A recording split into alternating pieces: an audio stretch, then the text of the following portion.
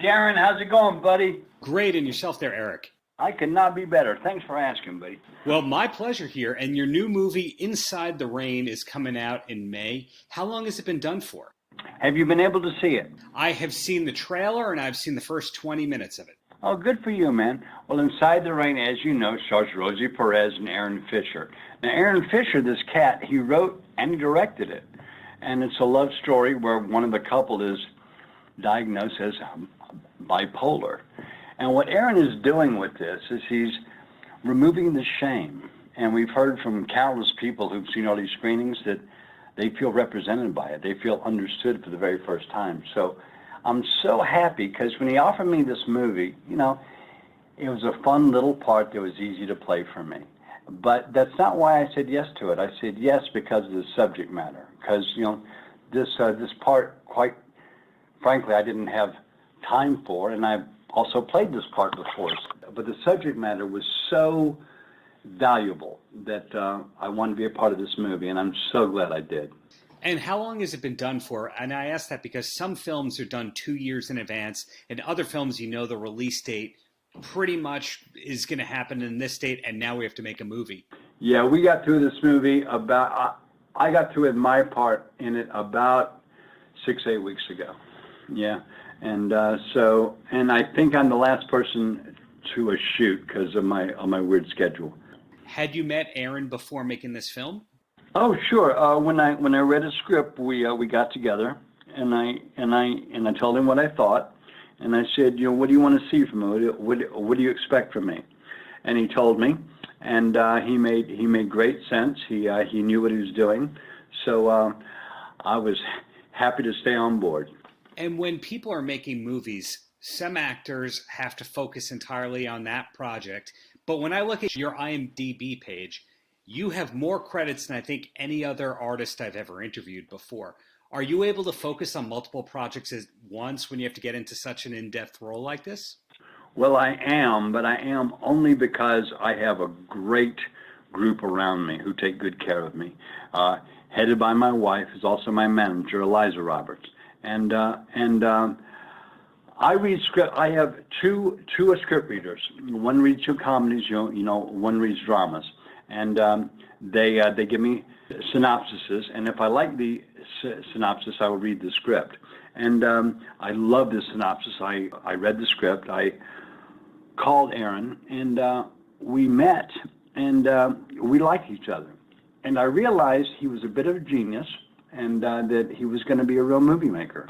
So I jumped on board with glee, actually. Working with Aaron as the writer, director, and lead actor, which you don't always see in movies, had you ever been in a situation where you yourself were the writer, director, and lead? I can't imagine that you have been, even if you do have 500 plus credits in IMDb. I'm not that smart, dude. I do one thing well, and that's act. I could never be counted on to be a boss. I am an actor, and I love my vocation.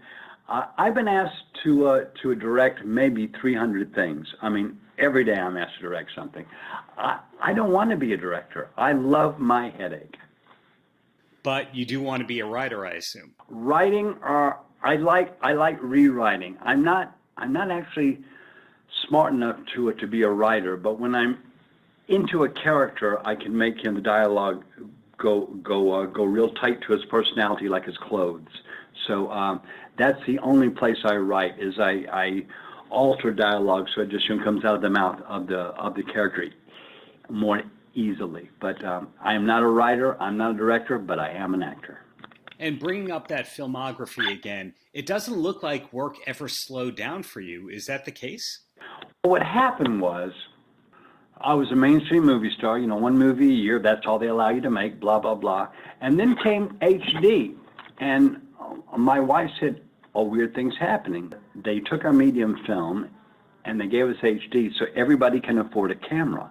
So now, worldwide, everybody who owns a camera is now calling for Eric Roberts. Do you want to go pursue this? I said, yeah, let's check it out. So he basically saw the role for free from 2003 to 2018. I saw the role for free, and I made hundreds of movies, had a great time doing it. It doesn't look to be slowing down in any regard. Do you like being on set that much of the year rather than doing that one film a year? Well, it's like I told you. My wife said to me in 1993, Eric, if you could do anything every day, what would it be? And I told her I'd be on a movie set. She goes, that's not going to happen. Then 2003 comes. She goes, everybody can afford a camera now, and they're calling for you, Eric. Let's go check it out. And we did. And we're doing it. Yeah. And do you know how many movies ahead that you have right now? Because it sounds like you got the 2 script readers, the film offers come and all that, but do you have 10 things in the works? Do you have 2 things in the works? Can you clue me in on that?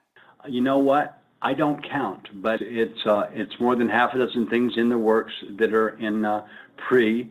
It's about a dozen things that are in post, and it's one or two that are in production. Wow. A lot of people who are prolific like you are also seem to have a podcast or something like that. Are there any side projects or side hustles that you've got besides acting and occasionally writing something?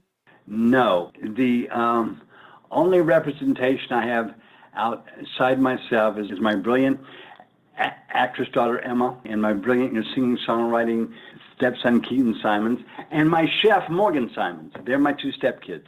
And those 3 children represent me, and I'm an actor. That's really the long and short of it. And of course, you're a 3rd generation person in the entertainment business. Is that something you're especially proud of? Because a lot of parents would say, I don't want my kids to be in or around entertainment. Oh, yeah, my parents ran an acting school, and that's how I got interested. It actually all started because I had a terrible stutter. And we found out when I memorized stuff, I didn't stutter. So it became speech therapy at first. Then I got good at it. Then I learned how to love it, and then I pursued it. Taking it away from everything that we've spoken about before, I love your role in the first Expendables movie. Was that an enjoyable project to make overall? And feel free to tell me it wasn't. It was like boys camp. It was so much fun. And Sly Stallone is one of my 2 favorite bosses I've ever had. You've given me so much great information here, but 2 quick questions and then you're a free man. And the first thing is, aside from Parenthood, what is life like for you when you're not working? I am never not working, so I don't know. When I have any time, I'm on one of my horses, but that's all I really have any extra time for, is I go to the barn and hang with my horses. That's all I do that's extra. I'm in the gym every morning of my life, except now because we can't be with the virus. And I'm on a horse every time I have a free afternoon, which of late is only like maybe once a week if I'm lucky.